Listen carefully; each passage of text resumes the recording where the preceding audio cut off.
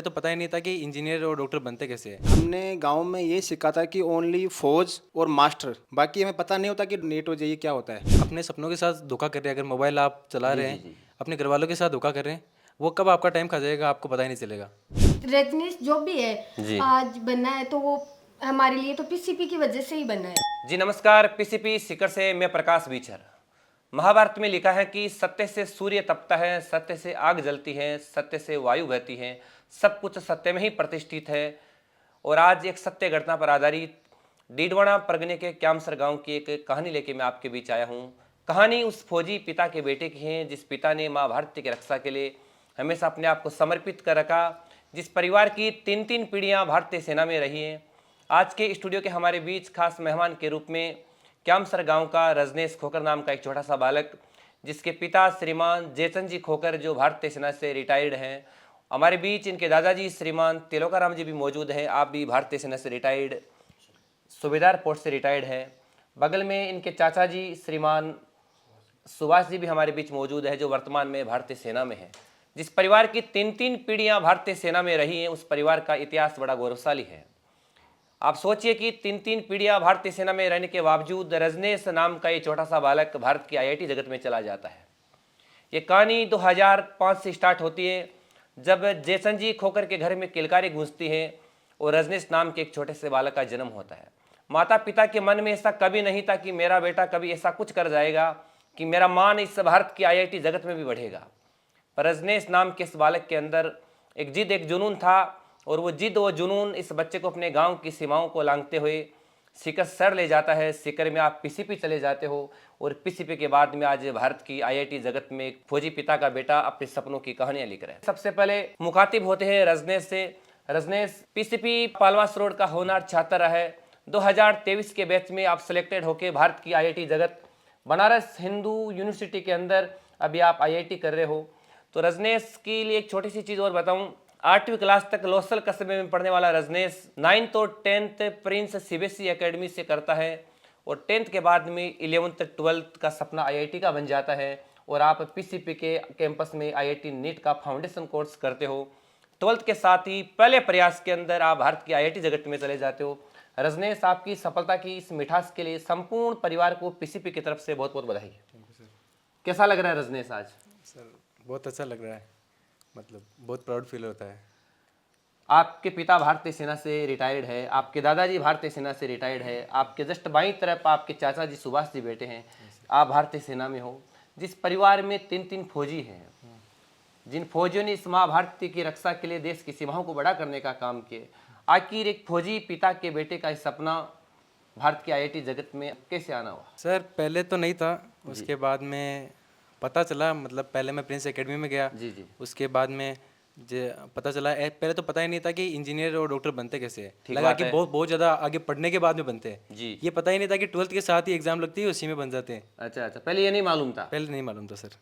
तो sir first time sir जब Piyush sir ने सेमिनार लिया था, वहाँ 10th की जो बोर्ड एग्जाम्स कैंसिल हो गई थी कोविड के दौरान, तो उस समय मेरे को पता चला था कि मतलब 11th-12th के साथ फाउंडेशन किया जाए और फिर 12th के साथ सिलेक्शन इजीली हो सकता है। तो पूरा परिवार फौज में है, हमेशा परिवार के अंदर राष्ट्रभक्ति की भावनाएं की बातें चलती थी, युद्ध वो की बातें चलती थी। अभी दादाजी बता रहे थे कि 1984 के दंगे, 1999 के कारगिल की लड़ाई और 1971 भारत और पाकिस्तान का युद्ध भी हम लोगों ने देखा है। तो क्या एक फौजी परिवार का बेटा भारतीय सेना से में नहीं जाने का सपना रखे आईआईटी में चला जाता है, तो ये घर वालों को रास आया आपका सपना? हाँ, मतलब कोई दादाजी को कोई दिक्कत नहीं थी, मतलब परिवार में किसी को भी किए ना मैं कोई भी लाइन चुनूँ। ये जरूरी नहीं कि फौजी का बेटा फौजी ही बने। हाँ, कोई ज़रूरी नहीं। तो ये सपना आप पर थोपा गया था या आपका खुद का सपना था?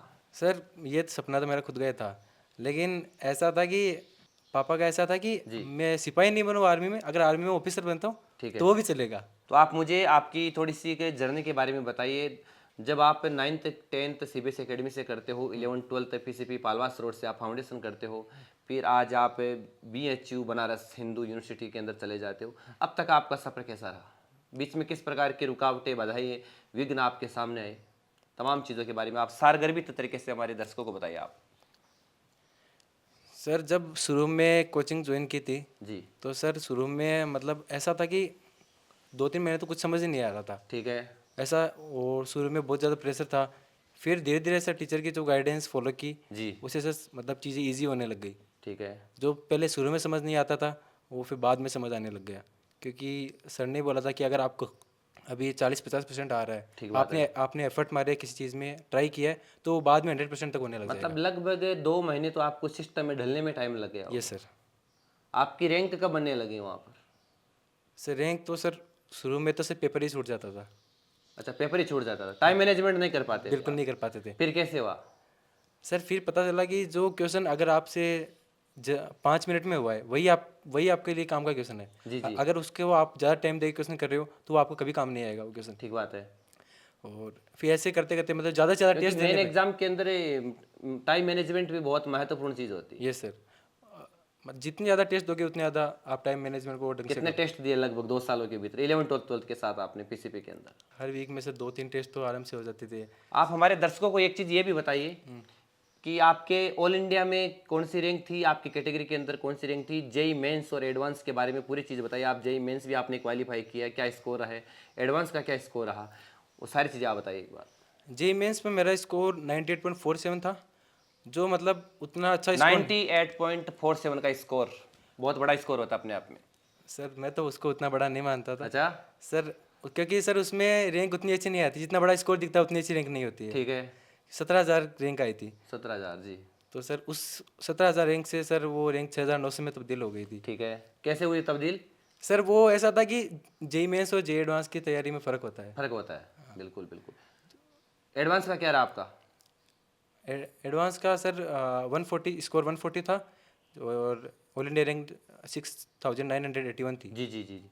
तो आपको जिस टाइम आपने पीसीपी कैंपस ज्वाइन किया तो आपको ये पता था कि अब मैं 11th में आईआईटी के बैच में बैठ रहा हूँ और यहाँ पर मेंस भी होता है, एडवांस भी होता है, इन चीज़ों के बारे में पहले से थोड़ा ध्यान था आपको?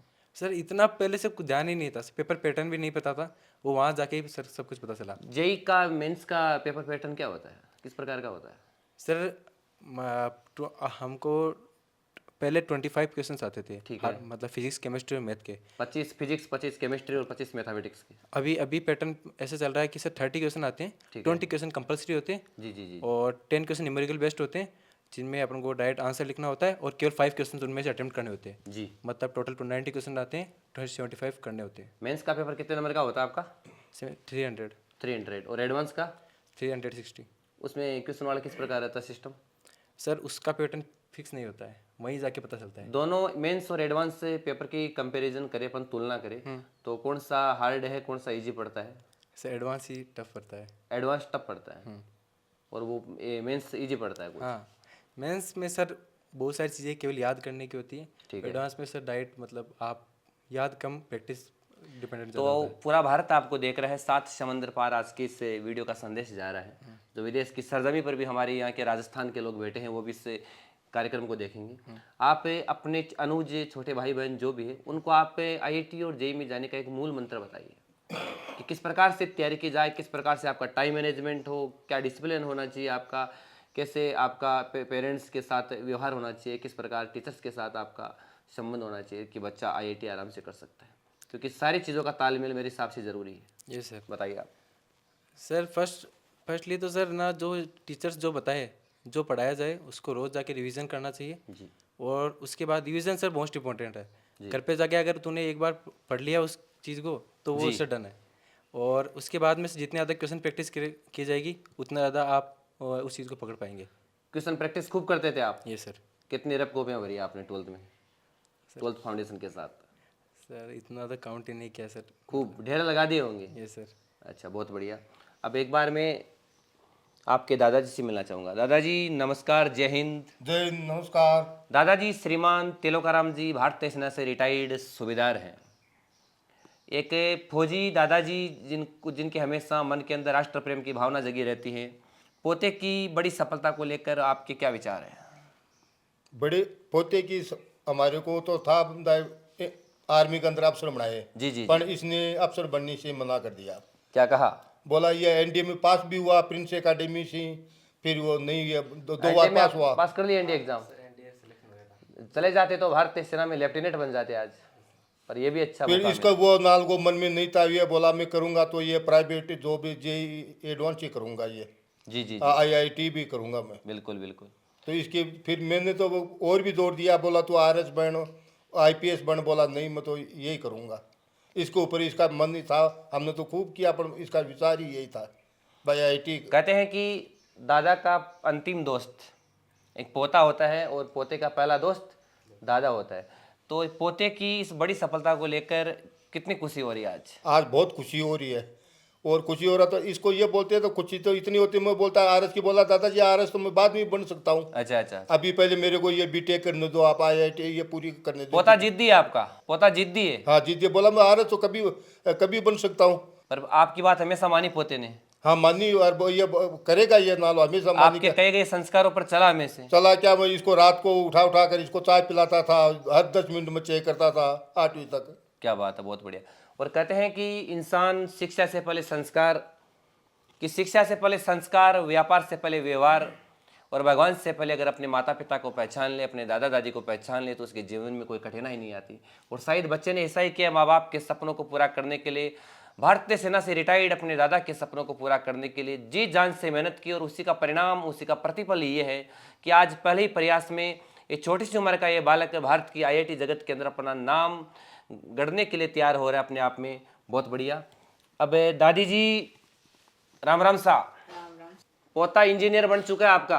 हाँ, कहीं कहबू है, बहुत अच्छी बात है, बढ़िया बात है, बहुत ही खुशी हो रही है, कतई खुशी हो रही है। बहुत ही ज्यादा।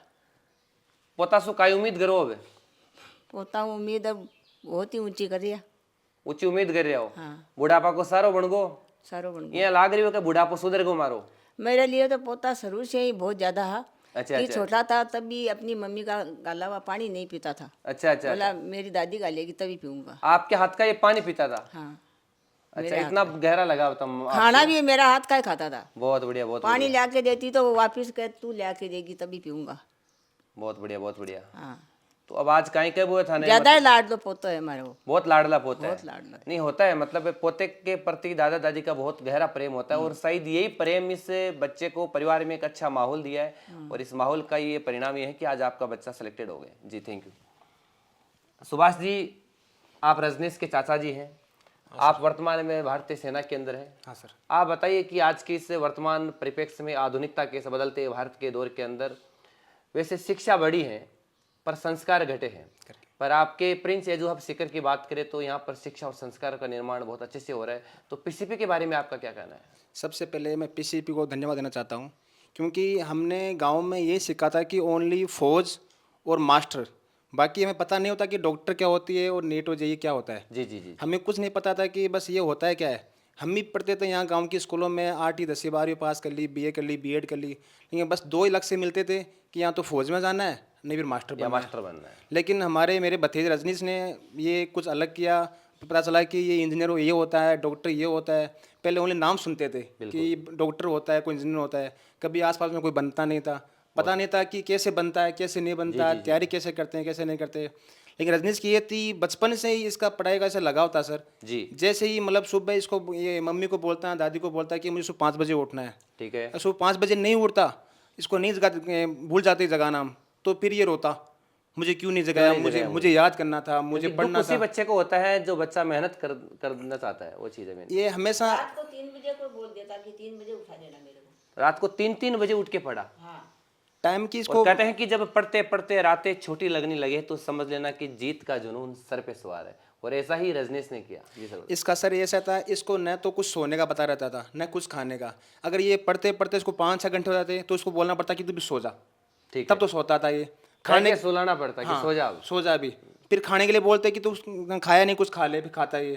पर कैसे सो जाता? कहते हैं कि आंखों में नींद बहुत है पर अभी सोना नहीं है, कि आंखों में नींद बहुत है पर अभी सोना नहीं है, यही समय है कुछ चक्कर दिखाने का, इसे खोना नहीं है। PCP के बारे में मैं PCP में बहुत बार रजनीश ने मिलने गया, विजिट करने गया। वहाँ पर पढ़ाई के साथ साथ मैंने बहुत बार देखा कि वहाँ के जो संस्कार मिलते हैं बच्चों को, कि आपको पढ़ाई के साथ साथ अपने संस्कार नहीं भूलने, अपने माँ बाप, दादा दादी या जो संपूर्ण परिवार था उसके साथ में रहना है, और जो भी सिखलाई मिलती PCP की तरफ से। जी सर। मैं बहुत बार गया, वहाँ देखता अलग फैकल्टी है, जिसको डाउट्स है अलग डाउट्स क्लियर करो, उसको हर प्रकार से फैसिलिटी मिलती कि कोई बात नहीं, आप घर पर हो, ऑनलाइन क्लास ले लो। पढ़ने वाले बच्चों के लिए किसी प्रकार की कोई प्रकार की पाबंदी नहीं, जो ऐसा बच्चा चाहता वैसी पढ़ाई PCP देता था। बिल्कुल। हर प्रकार से देता, हर तरफ से देता था। और हम भी जब भी जाते, हमें कभी पीसीपी ने ऐसे खालियात नहीं भेजा, बोला आप आओ बैठो चाय पानी पियो, खाना खा के हमें वापस भेजते थे वहाँ पर हमें। और हमें ऐसे संतुष्टि दिलाते कि आपका बच्चा हमारे पास में है, आप टेंशन मत रहो, उसका भविष्य एकदम हम निखार के देंगे आपको। और आज वो आप देख को के पूर्ण विश्वास था कि मेरा बेटा पीसीपी के अंदर सुरक्षित है। हाँ हमें कहते लगा हैं कि जिस प्रकार एक माँ बाप को अपने संतान को लेकर हमेशा चिंता रहती है कि बच्चा कैसे हाथों में जाएगा, और एक संतान अपने माँ बाप के पास में रहकर हमेशा ये महसूस करता है कि मैं सुरक्षित हूँ, ठीक उसी प्रकार पीसीपी में आने वाले प्रत्येक बच्चे को इस बात का आभास हो जाता है कि अगर पीसीपी में मैं हूँ तो मैं बिल्कुल सुरक्षित हूँ। हालांकि पीसीपी बच्चों की देखभाल एक माता पिता जिस प्रकार अपने घर के आंगन में अपने बच्चों की देखभाल करते हैं, ठीक वैसे ही आपकी पीसीपी करती हैं। एक तरफ आपका परिवार खड़ा है तो एक तरफ आपके पास पीसीबी भी खड़ी है। आप अपनी डेली रूटीन क्या रहता था, आपकी दैनिक दिनचर्या के बारे में बताइए आप। सर फर्स्टली तो सर मैं सुबह 5 बजे तो उठना ही था। ठीक है। और सर कभी कभार क्लासेस 6 बजे से होती थी तो सुबह 5 बजे तो वैसे ही उठना होता था। फिर सर नहा धोकर सर अगर क्लास का टाइम आगे है तो पहले टाइम मिलता है तो पहले पढ़ना शुरू कर देते थे। जी जी जी। खाने के लिए सर उठते थे और उसके बाद में क्लास ले जाते थे, क्लास से वापस आना था, वापस पढ़ाई पे लग जाना था। और सर बस जब सोने का टाइम आ जाए अब तो फिर सो जाते थे बस। अच्छा, पढ़ाई के अलावा सर मैंने मतलब 2 साल में तो कुछ भी नहीं खेला, वैसे 4 साल में कुछ नहीं खेला मैंने। मोबाइल की दुनिया से दूर रहे। मोबाइल की दुनिया से बिल्कुल दूर है सर। मेरे साथ सर केवल मेरे पापा रहते थे, अच्छा, मतलब मेरे पापा ही खाना बनाते थे, मेरे पापा ही मेरे साथ रहते थे। आप चलो आईआईटी के अंदर चले गए, आप बहुत अच्छी कॉलेज आपको मिल भी गई। आप अपने दर्शकों को इस बात का संदेश दे कि आज के ज़माने में ये मोबाइल की जो दुनिया है, आज को जो युवा मोबाइल की तरफ जा रहे हैं, और कोविड के बाद में तो प्रत्येक परिवार के अंदर स्थिति बन गई कि मोबाइल नहीं है तो जीवन खत्म सी लग रहा है उन लोगों को। उनके लिए आप एक संदेश छोड़े कि आज के पढ़ने वाले बच्चों के लिए मोबाइल वरदान है या अभिशाप है। एक चीज़ मैं पहले आपको क्लियर कर दूं, आपकी पीसीपी आपकी प्रिंस मोबाइल रखने वाले बच्चों के कभी भी खिलाफ नहीं है। हम लोग चाहते हैं कि आपके एक नहीं दो हाथों में मोबाइल हो और दुनिया की सबसे बड़ी और महंगी कंपनियों के मोबाइल आपके पास हो, पर जब आप अपने पैरों पे खड़े हो जाओ। कहीं ऐसा नहीं हो कि घर पर जो माँ घर का झाड़ू पोछा करके अपने परिवार को पालती हैं, जो पिता गांव की गोधूली से निकलकर मजदूरी करके शाम को घर लौट के आता है, उस पिता के सपनों को तोड़कर आप मोबाइल फ़ोन लाते हो, जिद करके बैठ जाते हो कि मुझे मोबाइल नहीं दिलाया तो मैं नहीं पढ़ूंगा। हम बिल्कुल चाहते हैं आपके हाथों में मोबाइल हो, पर कब हो, जब आप सफल हो जाओ। तो एक मोबाइल के बारे में आप बताइए। सर मोबाइल मेरे हिसाब से एकदम अभिशाप है। मोबाइल आप अपने सपनों के साथ धोखा कर रहे हैं। अगर मोबाइल आप चला रहे हैं, अपने घर वालों के साथ धोखा कर रहे हैं, वो कब आपका टाइम खा जाएगा आपको पता ही नहीं चलेगा। जी, आपको शुरू में पता नहीं चलेगा, लेकिन जब आपका बहुत सारा टाइम वेस्ट हो जाएगा तो पता चलेगा अरे यार मैं तो रह गया। बहुत सही कहा, बात कही आपने। कहते हैं कि मैं इस बात को मानता हूँ, रजनीश ने अपने पापा की मेहनत को एक नई पहचान दी है। रजनीश ने अपने पापा की मेहनत को एक नई पहचान दी है और अब माँ के हाथों में पहली कमाई देने की सोची है। आप जैसे ही आपका बड़ी कंपनी में शानदार डोमेस्टिक प्लेसमेंट आपको मिल जाएगा, तो क्या आप अपने जीवन की पहली कमाई किसके हाथों में देना चाहोगे? दादा दादी के हाथ में। बहुत बड़ी बात बोली है रजनीश ने कि मैं मेरे जीवन की पहली कमाई मेरे दादा दादी को सुपुर्द करूंगा, जिनके सानिध्य में रहकर अनुशासित जीवन मैंने जीना सीखा है। क्योंकि एक फौजी बहुत अनुशासित होता है, बहुत मेहनती होता है, और शायद एक फौजी दादा के पोते ने आज ये कर दिखाया है। बहुत बढ़िया। अब एक बार फिर से मैं दादाजी से बात करूंगा। दादाजी, आप 28 वर्षों तक भारतीय सेना के अंदर रहे, देश की सीमाओं को बड़ा करने का काम आपने किया है, और कहते हैं कि सैनिक अपने प्राण गंवाकर देश बड़ा कर जाते हैं। आप एक फौजी रहे हो, तो आप फौजी की भावना के अनुसार फौजी भाषा में आप ये संदेश भी दे कि आज के बच्चे को किस प्रकार का जीवन जीना चाहिए। देखो, मैं तो यही बताना चाहता हूँ, जब बच्चा हमेशा मेहनत करे। ये बच्चा, इसकी मम्मी नहीं थी तो इसका पापा इसको खाना खिलाता था, वहाँ 2 साल तक खाना बनाकर खिलाया इसको। इसकी मम्मी तो हमारे पास रहती थी और इसका पापा वहाँ ड्यूटी भी करता था और इसका खाना बनाता था, इसकी देखभाल करता था पूरा। जी। तो मेरा तो यही संदेश है, जो भी है ये फ़ोन वगैरह और बच्चों को मेहनत करनी चाहिए। तो पिताजी सीकर में किसकी ड्यूटी कर रहे हैं अभी? शिकर हुआ मेडिकल कॉलेज में जाते हैं। अच्छा, सीकर मेडिकल कॉलेज में। सेना से रिटायर्ड होने के बाद रजनीश के पिताजी श्रीमान जयचंद जी खोकर भारतीय सेना से हवलदार पद से रिटायर्ड होने के बाद में सीकर के मेडिकल कॉलेज के अंदर काम कर रहे हैं। और एक माँ का फर्ज भी एक पिता सीकर में बच्चे के सपनों को पूरा करने के लिए कर रहे हैं। 2 टाइम का खाना, दिन का नाश्ता, बच्चे के कपड़े धोना, ये तमाम काम एक पिता अपने संतान के लिए कर रहे हैं। आप एक चीज़ ये भी बताइए, आपकी फिजिक्स, केमिस्ट्री और मैथमेटिक्स इन तीनों सब्जेक्टों में सबसे मजबूत कौन सी थी? मेरा सबसे मजबूत सब्जेक्ट फिजिक्स था। फिजिक्स। फिजिक्स का हमेशा ज़्यादा टेस्टों में नंबर आते थे। ये सर। और जब आपके जेई मेंस और एडवांस का रिजल्ट आया तो इनमें जो आपका स्कोर बना, इतने नंबर कभी आपके टेस्टों में भी आए थे या उससे ज़्यादा भी आए थे? सर तकरीबन सर इसी के आसपास स्कोर आते थे। मैं ये कहना चाहूँगा सर, जो स्कोर आपका यहाँ आएगा जी। वही स्कोर वहाँ आएगा, ऐसा वहाँ कुछ नया चमत्कार नहीं होगा। सेम स्कोर आपका मेन एग्जाम में आएगा। और जब आप यहाँ से आईआईटी करने के लिए, आईआईटी की तैयारी के लिए पीसीपी आए, तो आपके गांव के लोगों ने, आपके साथियों ने आपको ये नहीं कहा कि वहाँ जाके क्या करेगा? कोई ताने नहीं मारे आप पर? सर मैं ऐसा था कि मैं ना गांव के दोस्तों से बात ही नहीं की सर, 4 साल तक बात ही नहीं की। किसी से बात नहीं की। आप अपनी धुन में मस्त थे। ये सर। आप मुझे ये भी बताइए कि जब बड़ी कंपनियों में आपको जॉब मिलने के बाद में आप शहर की हवा खाना पसंद करोगे या हमेशा अपने गांव में से जुड़े रहना पसंद करोगे? सर गांव से जुड़े रहना ही पसंद करेंगे। गांव से क्यों? गांव में ऐसा क्या है? सर जो गांव में सर जो मतलब फीलिंग आती है ना सर, जो आसपास के लोगों को प्यार देते हैं ना सर, वो शहर में नहीं मिल पाता है सर। गांव के अंदर जो प्यार मिलता है वो शहरों में नहीं मिल पाता। सर मैं गांव में आता हूँ ना सर, तो आसपास के लोग भी सर आप रजनीश आया है मतलब खुश होते हैं सभी। तो पहले वाले रजनीश और अब वाले रजनीश में थोड़ा फर्क आया है क्या? सर हूँ तो वैसा सही। आप तो वैसे ही हो, पर लोगों के देखने में कोई फर्क? हाँ देखते हैं। समाज में इज्जत बढ़ी है, पेट बढ़ी है आपकी? हाँ बड़ी है। क्या कहते हैं लोग? क्या अच्छा IIT BHU में सिलेक्शन हो गई। बहुत बढ़िया है ना। अब इज्जत बढ़ जाती है। जब कोई भी बच्चा अच्छे पद पर चला जाता है, तब अपने गांव के ग्वाड़ या रिश्ते नातेदारी में कहीं पर जाता है तो ये लगता है कि वास्तव में बच्चा अच्छा है और मेहनती है। तो लीजिए, अब हम रजनेश की चाची जी कृष्णा जी चौधरी से मिलते हैं। कृष्णा जी, आप अपना परिचय दीजिए और इस बच्चे के भविष्य के बारे में बताइए कि किस प्रकार ये यहाँ पर घर पर रहता था और आज की क्या स्थिति है। सर मेरा नाम कृष्णा चौधरी है। देखो सर, मतलब हम इनसे बहुत इंस्पायर होते हैं। ठीक है। कि देखो मतलब ये इतना छोटा है फिर भी ऐसे ऐसे करा है। मतलब जो बच्चे हमारे छोटे हैं, दो लड़की है, एक तो मेरी जेठूती है, ठीक है, इसकी बहन है छोटी, जी जी जी, और एक मेरी नानदी है, ठीक वो है। भी अभी पीसीपी में 10th की है। तो मतलब उनको भी हम ऐसे बोलते हैं। रजनेश की छोटी बहन विशाखा, हाँ Vishakha. 10th class Prince school Rajasthan board campus हाँ में। जी, हाँ, और एक बुआ जी की लड़की है, ठीक है। कामना, वो भी वही है। सारे पीछे पीछे जुड़े हो आप प्रिंस पीछे से। पीछे। और जो मेरी लड़की है ना, वो भी जी, जी, पीछे, जी, जी। वो लोटस वैली में है। ठीक है। प्रिंस आपकी में। बेटी भी लोटस वैली हाँ, में। तो हम मतलब उनको कहते हैं, देखो बेटा मतलब रजनीश कैसे पढ़ता है, इससे सीखो। जी जी जी आगे मतलब आप भी रजनीश की तरह बन पाओ। जी।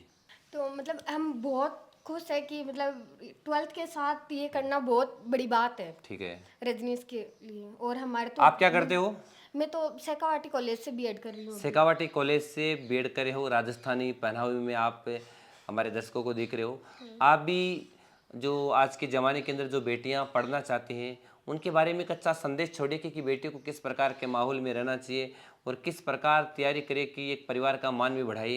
कहते हैं कि एक अच्छी आदर्श और गुणयुक्त बेटी पूरे परिवार को भाग्यशाली होने का एहसास कराती है। तो आप अपने छोटे भाई और बहनों के लिए एक संदेश छोड़िए, आप बढ़िया बताइए। देखो सर, मैं खुद भी है ना कोशिश कर रही हूँ भी पढ़ूँ लिखूँ। ठीक है। जो कि भी मतलब मेरी जो सास है ना, जी, जी, उनकी जी। भी इच्छा है कि मैं मतलब टीचर रजनीश से इंस्पायर हूँ। ये मेरे को बोलता भी 5 बजे जगह मैं उठूँ पढ़ूँ, तो मैं सोचती ये 5 बजे उठ के पढ़ रहा है तो मैं क्यों मुझे नहीं- भी पढ़ना चाहिए, मुझे भी बिल्कुल, पढ़ना ठीक है। चाहिए। बच्चा पढ़ रहा है तो मैं क्यों नहीं पढ़ूँ। सही कह रहे हो आप। तो ऐसे मतलब एक सीख तो मेरे लिए यही है कि भी देखो मतलब रजनेश परिवार में सबसे छोटा होकर हाँ सब रजनेश से आपने सीखा है। हाँ मैंने और वैसे कहते हैं कि सीखने की कोई टीचर बना दिया। हाँ हाँ, टीचर चाची को टीचर बना दिया और सीखने की कोई उम्र भी नहीं होती। तो अब आप क्या कहना चाहोगे पीसीपी के बारे में? पीसीपी के बारे में सर मतलब वहाँ का माहौल वगैरह बहुत अच्छा है। वहाँ से मतलब रजनीश जो भी जी। है आज बना है तो वो हमारे लिए तो पीसीपी की वजह से ही बना है। जी जी जी जी। हाँ, क्योंकि हमने तो उसको वहीं छोड़ा है। अच्छा अच्छा मतलब अच्छा, उसी माहौल में डाला है तो वो उसके अकॉर्डिंग ही बना है आज जो भी है वो। ठीक है। हमारे लिए तो पीसीपी बेस्ट है। पीसीपी बेस्ट है। हाँ थैंक यू। कहते हैं कि मेहनत पापा से सीखी और संस्कार माँ से सीखे। पापा से मेहनत सीखने के बाद परिवार के संस्कारों में पलकर हमारा रजनेश आज बड़ा हो चुका है और भारत की आईआईटी जगत में आने वाले समय के अंदर एक बहुत बड़ा नाम कमाएगा। प्रिंस एजू ऑफ सीकर आपके उज्जवल और सुनहरे भविष्य के लिए मंगल कामना करता है और ये कहते हुए कि जिस पथ पे तुम आगे बढ़ो, सूल फूल बन विकसित हो, सूची सौरभ और यश से तुम्हारा जीवन सदैव पुलकित हो। तो ये थी डीडवाना परगने का वो क्यामसर गांव जो डीडवाना आभा नगरी के नाम से जाना जाता है, जो डीडवाना अपनी आभा और पवित्रता के लिए जाना जाता है। लोसल शहर से 10 किलोमीटर की दूरी पर स्थित ये क्यामसर गाँव 10,000 की आबादी को समेटे हुए इस गाँव से रजनीश आप कितने नंबर के IITians हो? सर IITian तो दूसरे नंबर का ही हूँ। दूसरे नंबर के है? हाँ, एक मेरे से जस्ट सीनियर समझ लो सर, सेकेंड ईयर में है। अच्छा अच्छा अच्छा। रजनीश 10,000 की आबादी को समेटा हुआ कामसर गांव से दूसरा IITian बना है। ये अपने आप में एक बहुत बड़ी बात है।